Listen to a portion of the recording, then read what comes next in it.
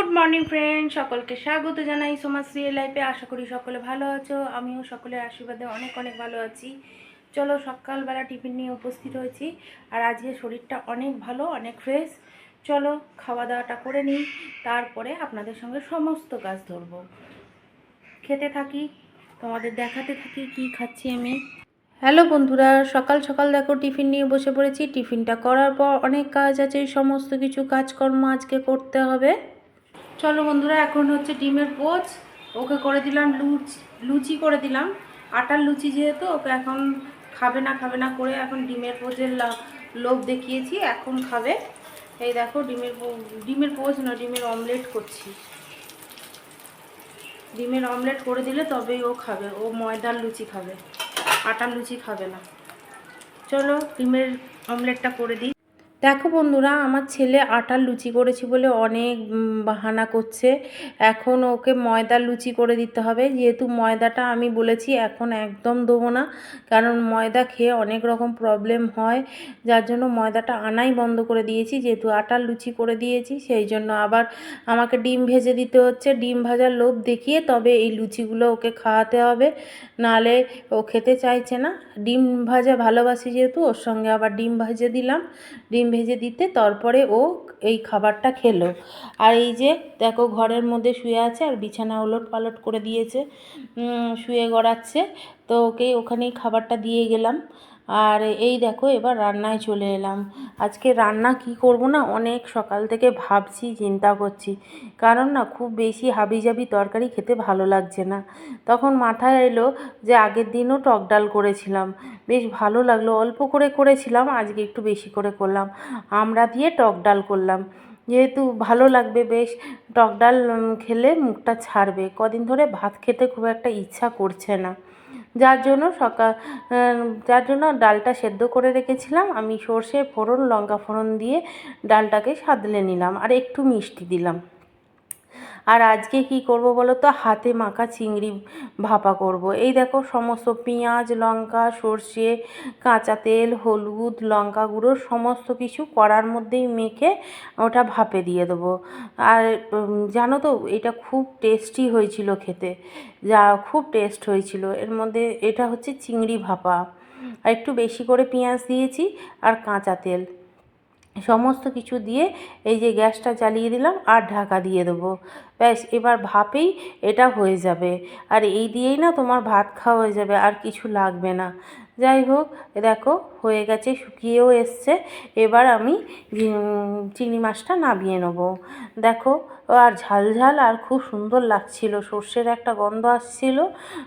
এরপরে আমি একটু আলু পোস্ত করব, যেহেতু টক ডাল করেছি।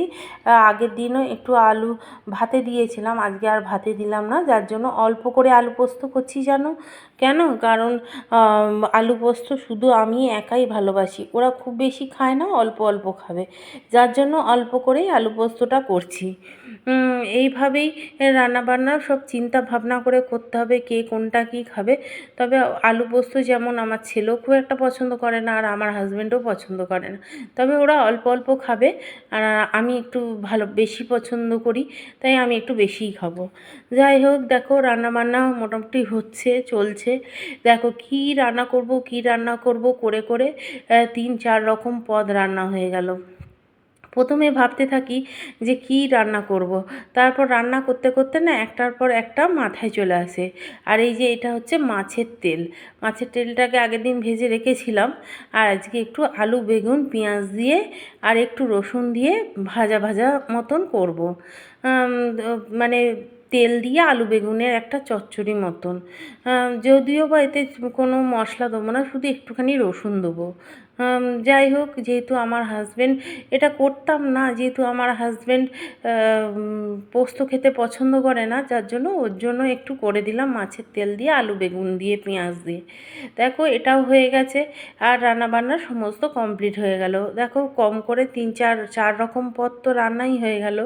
আর এবার বাসনগুলো না রান্না করতে করতে অনেক মেজে ফেলেছি, আর কিছু কিছু বাসন রয়েছে যেগুলো মাজছি।